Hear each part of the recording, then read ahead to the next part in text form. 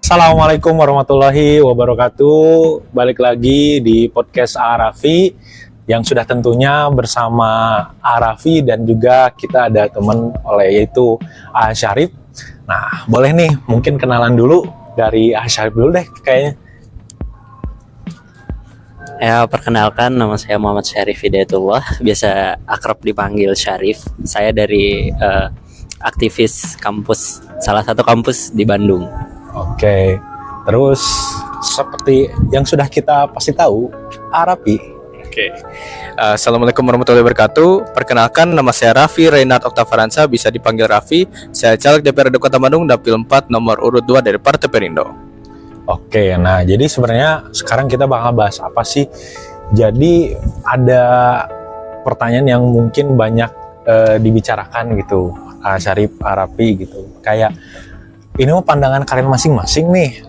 Apa pandangan kalian terhadap peran pemuda di pemilu 2024 ini gitu? Siapa dulu ya? Arafi dulu deh. Oke. Saya sambil nulis ya. Boleh. Baik. Sebagai pemuda yang akan menjadi pemimpin masa depan di bangsa ini khususnya, maka sudah seharusnya pemuda saat ini memiliki peran kunci dalam pemilihan nanti. Dikarenakan saat ini pemuda itu menjadi pemilih dengan persentase terbanyak. Gitu. Begitu. Nah, terus kalau menurut Syarif gimana tuh? Coba. Nah, menurut saya hari ini peran pemuda itu sendiri sangat penting ya. Melihat hari ini kebanyakan pemilih adalah kaum milenial dan juga kaum Gen Z. Nah, tentunya di sini mereka sangat berperan aktif dalam pemilu di 2024 ini, pemilu serentak ini. Tentunya mereka harus menggunakan hak pilih mereka sebagaimana mestinya begitu. Dan juga kita sebagai pemilih yang memiliki hak suara harus memberikan suara terbaik kita kepada siapa yang patut kita pilih begitu. Oke. Terus selanjutnya apa sih kayak menurut kalian nih dalam POV kalian tanggung jawab pemuda gitu di pemilu tahun ini untuk keberlanjutan demokrasi nih? Kira-kira apa menurut kalian? Mungkin Syarif dulu deh, boleh. Ya, menurut saya peran pemuda hari ini terutama dalam demokrasi tentunya harus sangat diperhatikan begitu. Kenapa? Karena melihat juga pemuda yang hari ini ada di Indonesia kelak akan menjadi pemimpin juga di masa depan begitu. Nah, oleh sebab itu kita harus sangat memperhatikan hal tersebut.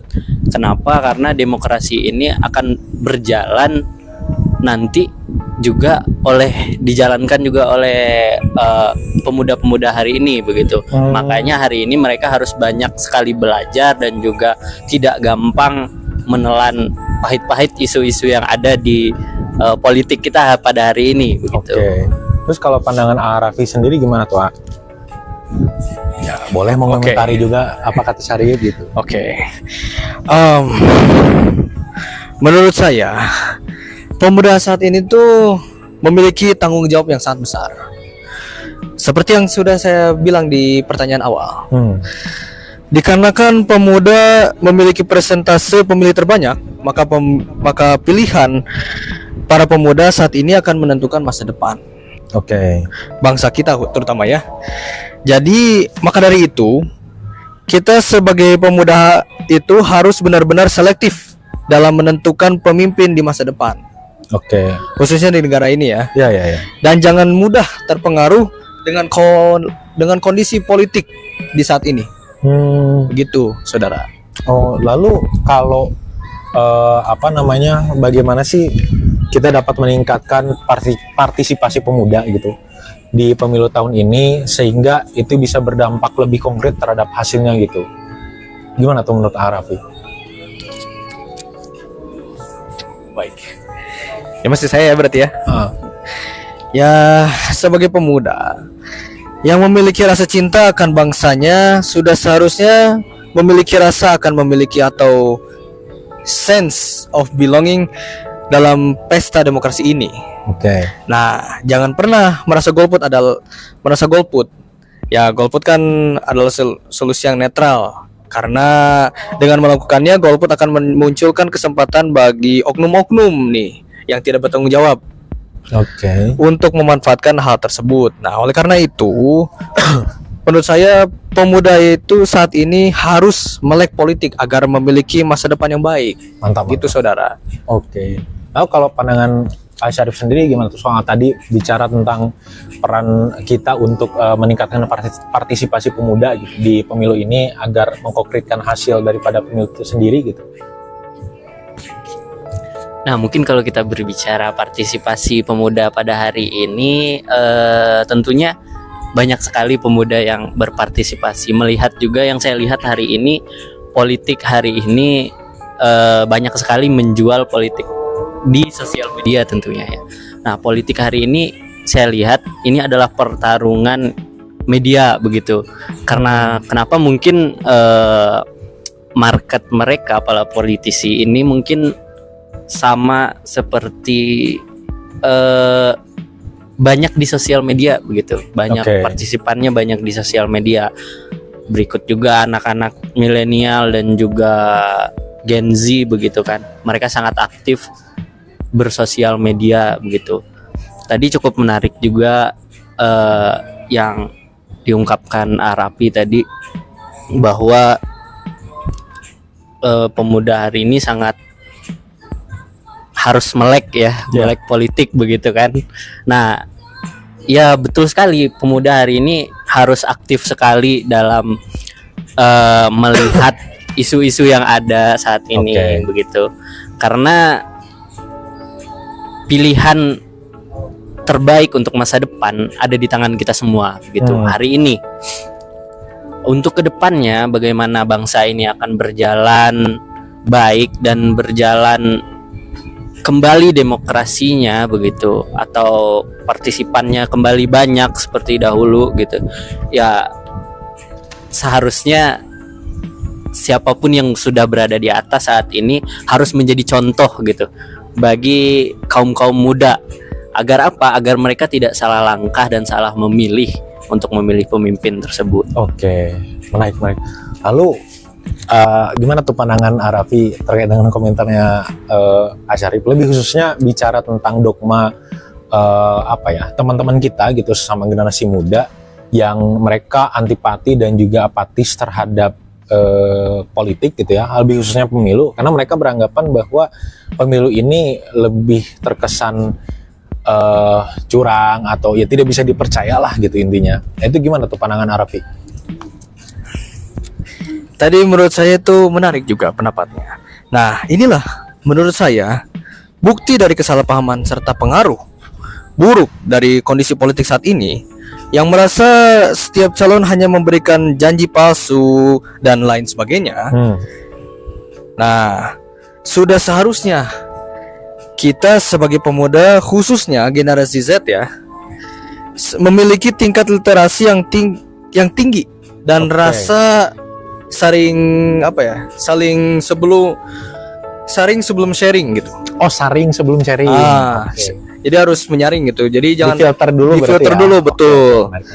Yang dimana bisa memilih sebagai macam isu dan peka terhadap kondisi politik yang ada. Begitu, saudara. Oke. Nah, lalu kalau pandangan Syarif sendiri gimana tuh soal bicara tentang pemuda yang dogmatis terhadap pemilu dan juga kontestasi politik ini, sehingga pada akhirnya mereka bersikap apatis karena udah nggak percaya lagi dengan kontestasi politik pemilu gitu. Nah, itu gimana? Nah, sebetulnya ya kembali lagi seperti yang sudah saya jelaskan tadi. Sebetulnya ya masa depan negara ini, masa depan demokrasi itu ada di tangan kita semua. Dan juga mengingat tahun ini, tahun politik sekarang adalah tahun-tahun anak muda lah, bisa dibilang begitu ya. Tahun anak muda. Jadi kalian sebagai anak muda harusnya berpartisipasi penuh gitu. Karena ketika kalian menjadi apolitik atau ya apatis terhadap politik tersebut, nah yang bakal rugi ke depannya itu adalah kalian begitu. Di masa depan nanti kalian akan rugi mungkin dari pekerjaan, kalian akan sulit mendapatkan pekerjaan karena segala sesuatu yang ada di negara itu mungkin terjadi karena kebijakan-kebijakan politik begitu. Nah, oleh karena itu saya mengajak kepada teman-teman semua agar berpartisipasi di pemilu ini begitu, dan juga jangan asal pilih. Oke, itu kan sukseskan berarti ya. Untuk turut mensukseskan pemilu 2024 ini begitu. Oke. Lalu gimana sih pandangan kalian terhadap, kan kita tuh udah hidup di zaman industri 5.0 ya, yang dimana teknologi berkembang maju, terus juga media sosial udah berkembang dengan pesat gitu kan. Nah, peran teknologi itu sendiri, lebih khususnya mungkin dunia metaverse kalau bahasa kerennya, atau media sosial gitu kan, terhadap kemajuan partisipasi aktif pemuda itu gimana tuh? Apakah berpengaruh besar atau tidak? Intinya bagaimana medsos dan teknologi ini mempengaruhi pemuda untuk lebih berpartisipasi aktif gitu di pemilihan. Gimana tuh pandangan? Nah, seperti yang sudah saya sampaikan tadi di awal ya, melihat politik hari ini adalah perang sosial media gitu. Tentunya saya melihat hal ini sebagai sarana yang cukup sangat menarik begitu, karena kita sudah sampai ke industri 5.0 begitu. Di mana-mana juga kita sudah bisa melihat teknologi berkembang dengan sangat pesat begitu. Nah, dan juga politik itu sendiri sekarang sudah masuk ke era itu gitu. Betul. Nah, makanya hal ini menjadi garis besar untuk kita semua, bahwa segala sesuatu akan tersampaikan di sosial media begitu.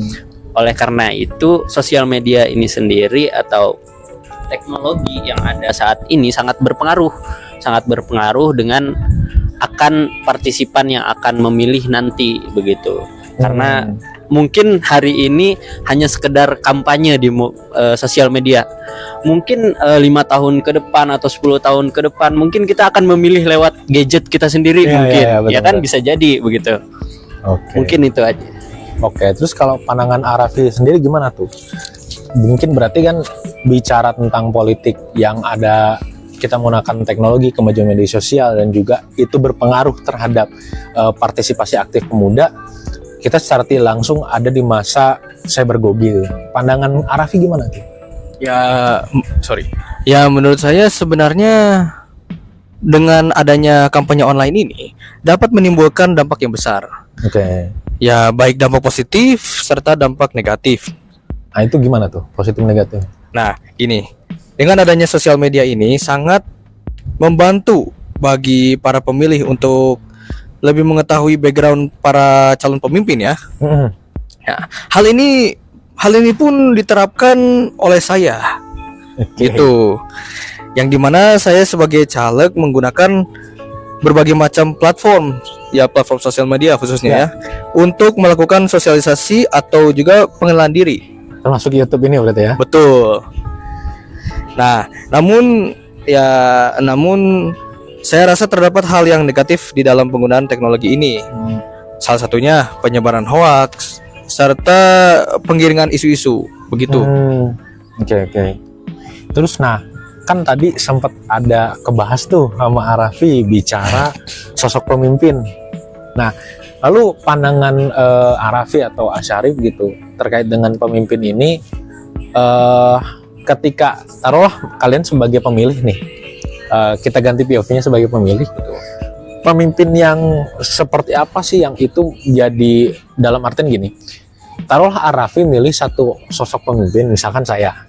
Nah, apakah Arafi milih dari sisi religiusitasnya, atau dari sisi gagasannya, atau dari sisi kepancasilaannya? Begitu pun pandangan dari Asyarif gitu ya. Itu gimana tuh teman-teman? Ya, bagus pertanyaan saudara.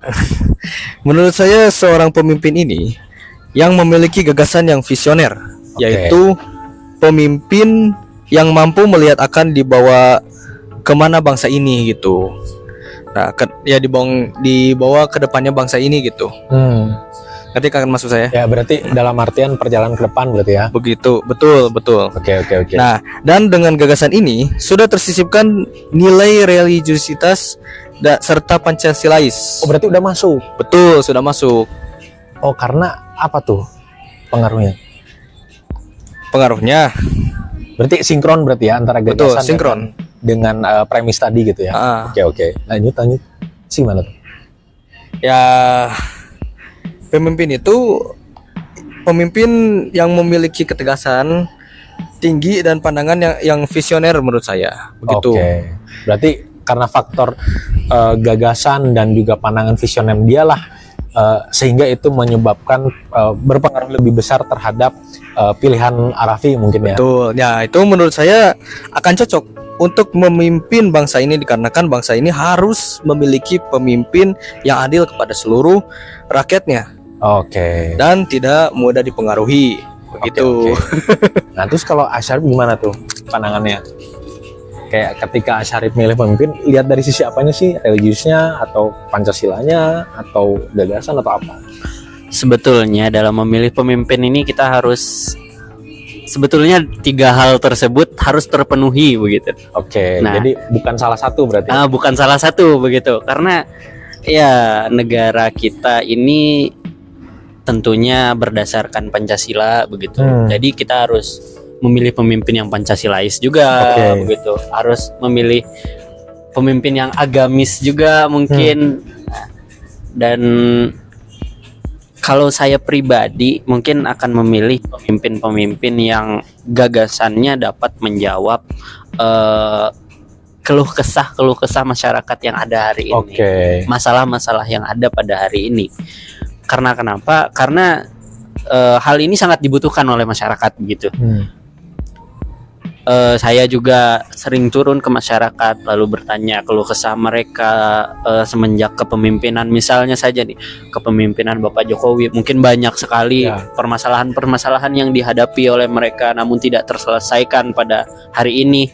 Nah, seharusnya hal ini dapat menjadi contoh bagi kita semua untuk memilih presiden yang tepat ataupun memilih pemimpin yang tepat ke depannya begitu, yang bisa menjawab permasalahan-permasalahan yang ada pada negara ataupun di kepemimpinan lainnya begitu. Oke. Berarti bicara tadi ada satu poin yang penting adalah pemimpin yang bisa memaksimalkan narasi top to bottom berarti ya. Iya. Oke. Nah, lalu gini teman-teman, kalau kita milih pemimpin atau sosok pemimpin yang layak dan cocok untuk memimpin negara tercinta ini, yang sesuai dengan nilai keindonesiaan dan juga slogan kita Bhinneka Tunggal Ika, itu pemimpin yang seperti apa sih gitu? Untuk yang layak gitu untuk memimpin negara ini, gimana tuh kira-kira Arafi?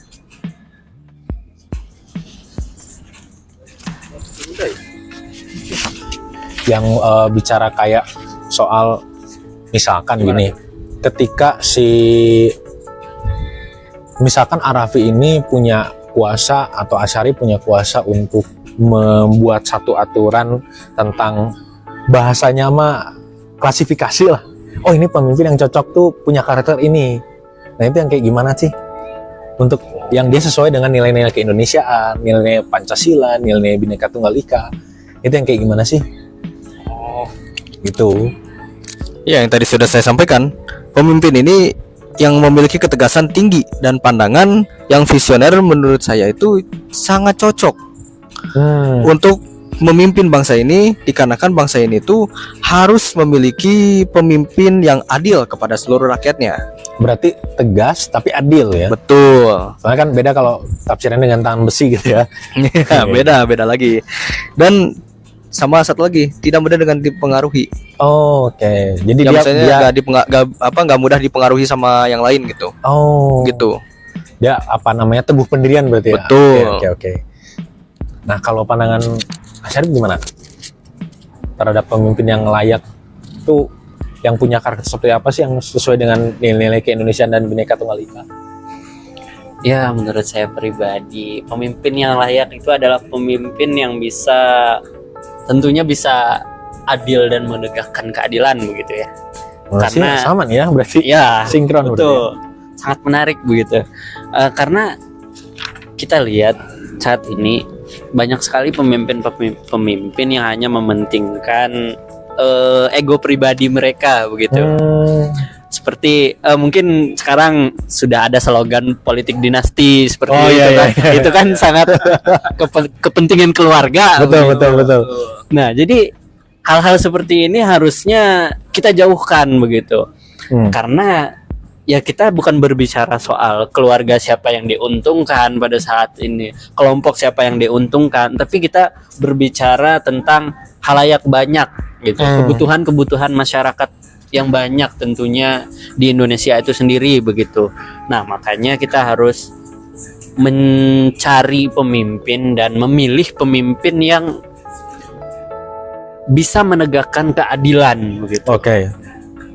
Bukan hanya sekedar adil, tapi juga menegakkan keadilan begitu. Adil dan juga menegakkan keadilan. Iya, Oke, betul. cocok. Nah, terakhir nih, bicara kan tadi kita bicara tentang peran pemuda segala macam. At the end, saran dan juga inspirasi kalian nih, masukan buat kalangan pemuda yang masih apatis dan juga antipati terhadap pemilu itu dan politik. Kira-kira apa yang pengen teman-teman sampaikan gitu buat generasi pemuda ataupun juga teman-teman di rumah gitu? Apa sih saran dan masukannya biar mereka tidak apatis lagi dan juga tidak takut lagi dalam tanda kutip untuk memilih pemimpin mereka gitu. Mungkin ini saran untuk para pemilih yang baru, dan saya pribadi pun juga pemilih baru gitu. Nah, saran dari saya adalah tidak apa-apa kalian menjadi apatis, tidak apa-apa kalian menjadi apolitis, tapi kalian harus terus memikirkan dampak-dampak yang akan didapatkan kita di masa depan begitu. Nah, sebetulnya itu adalah pilihan kalian begitu. Bagaimana kalian tidak memilih itu adalah pilihan kalian, tapi nanti ke depannya yang akan rugi juga kalian begitu. Oleh karena itu gunakanlah hak pilih kalian sebaik-baik mungkin, dan kalian punya klasifikasi masing-masing tentang pemimpin itu sendiri, dan pilihlah pemimpin yang cocok dan juga dibutuhkan oleh negara kita begitu. Oke, kalau Arafil sendiri gimana tuh? Ya Saran baik, dan untuk generasi muda saat ini, saya cuma nanya beberapa kata ya. Jangan sampai rasa apatis kamu saat ini membuat kamu tuh sengsara di kemudian hari begitu.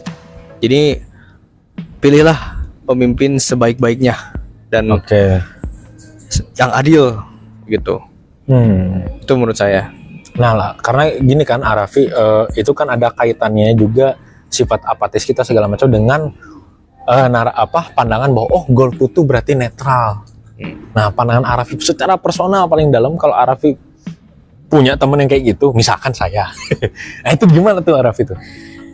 Ya kalau menurut saya itu, kalau golput itu kan netral. Nah, lebih baiknya lagi harus memilih pemimpin yang cocok menurut Anda. Yang satu, pilihlah yang baik dari yang terbaik gitu. Berarti pemilu itu sesuai dengan narasi bahwa bukan mencari yang terbaik ataupun yang terburuk, tapi menghindari yang terburuk, bener ya? Betul. Sehingga kalau misalkan daripada golput, mending pilih saya. Mending pilih saya. Oke, cocok. Makasih nih Asyarif dan juga Arafi buat waktunya. Mungkin itu aja sesi buat hari ini gitu kan. Makasih juga buat waktu kita ngopi-ngopi. Dan itu teman-teman, obrolan kita hari ini yang cukup menarik. Sampai jumpa di pertemuan selanjutnya. Stay tune. Wassalamualaikum warahmatullahi wabarakatuh. Nah, itu teman-teman obrolan kita hari ini. Jadi kesimpulan yang bisa aku tarik ya, benang merahnya dari Arafi dan juga Asyarif, yaitu politik bersikap untuk netral itu bukan berarti golput, dan juga sikap apolitis itu sama saja kita meragukan masa depan yang akan ada di tangan kita sendiri. dan juga jangan pernah menilai by its cover, tapi coba cari lebih dalam pemimpin yang akan kita pilih. Itu sih yang bisa didapetin pada sesi malam kali ini. Terima kasih. Wassalamualaikum warahmatullahi wabarakatuh.